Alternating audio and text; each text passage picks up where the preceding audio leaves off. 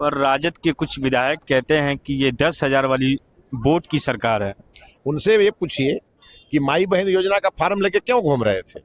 यह 10,000 की सरकार नहीं है, ये 2.5 लाख रुपया प्रधानमंत्री आवास योजना की सरकार है कि प्रधानमंत्री जी दिल्ली में बैठ के गरीब को घर बनाने के लिए 2.5 लाख का मदद कर रहे हैं। यह सरकार गरीबों के इलाज के लिए 5 लाख रुपया की सरकार है। जो एक गरीब जब इलाज कराने के लिए दर दर भटकता है, उसको कोई मदद नहीं करता है, तो मोदी जी 5 लाख रुपया का आयुष्मान कार्ड लेके साथ में खड़े होते हैं। यह सरकार उसकी सरकार है। ये सरकार महिलाओं के सुरक्षा और महिलाओं के इज्जत की सरकार है। यह सरकार महिलाओं को आत्मनिर्भर बनाने की सरकार है। यह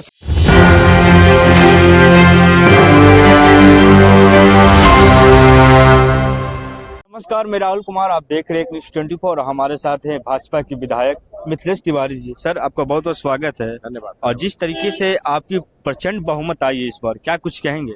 बिल्कुल, जनता को बहुत बहुत हम लोग अभिनंदन कर रहे हैं, जनता का आभार प्रकट कर रहे हैं कि जनता ने हम पर फिर भरोसा किया। हमारी सरकार 2005 से चल रही है, 25 में हम फिर से सरकार में आए हैं। 20 वर्षों के शासन को जनता ने सराहा है। नीतीश कुमार जी के नेतृत्व को और मोदी जी के नेतृत्व को जनता ने विश्वास किया है। तो जनता का आभार, और अब हमारी जिम्मेवारी दुगुनी हुई है। जिस प्रकार जनता ने हमारी झोली भरी है, अब हमारा फर्ज है कि हम जनता की झोली को भरें।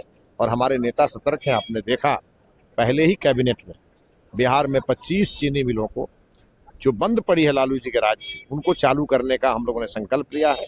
तो यह एक नए बिहार, बढ़ते बिहार का आगाज है जो नीतीश कुमार जी के नेतृत्व में शुरू हुआ है, और मोदी जी के संरक्षण में यह बिहार बढ़ेगा। पर राजद के कुछ विधायक कहते हैं कि ये 10,000 वाली वोट की सरकार है। उनसे ये पूछिए कि माई बहन योजना का फार्म लेके क्यों घूम रहे थे। यह 10,000 की सरकार नहीं है, ये 2.5 लाख रुपया प्रधानमंत्री आवास योजना की सरकार है कि प्रधानमंत्री जी दिल्ली में बैठ के गरीब को घर बनाने के लिए 2.5 लाख का मदद करते हैं।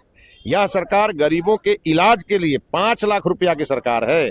जो एक गरीब जब इलाज कराने के लिए दर दर भटकता है, उसको कोई मदद नहीं करता है, तो मोदी जी 5 लाख रुपया का आयुष्मान कार्ड लेके साथ में खड़े होते हैं। यह सरकार उसकी सरकार है। ये सरकार महिलाओं के सुरक्षा और महिलाओं के इज्जत की सरकार है। यह सरकार महिलाओं को आत्मनिर्भर बनाने की सरकार है। यह सरकार युवाओं को रोजगार देने की सरकार है। यह सरकार अपराधियों के ऊपर बुलडोजर चलाने की सरकार है। और इस सरकार का बढ़िया से परिभाषा तेजस्वी जी को सीख लेना चाहिए। और पूरे बंगाल में एसआईआर को लेकर खलबली मची हुई है। कई ऐसे प्रवासी है जो बंगाल छोड़कर जा रहे हैं। जो भी इस देश का नहीं होगा उसको छोड़ के भागना पड़ेगा। बांग्लादेशी के लिए बिहार में कोई जगह नहीं है, बंगाल में कोई जगह नहीं है, भारत में कोई जगह नहीं है। भाजपा से बंगाल डर गई। हम किसी शरणार्थी को अपना देश चलाने की इजाजत नहीं दे सकते। इसीलिए एसआईआर जरूरी है। एसआईआर हो रहा है, इसका स्वागत होना चाहिए।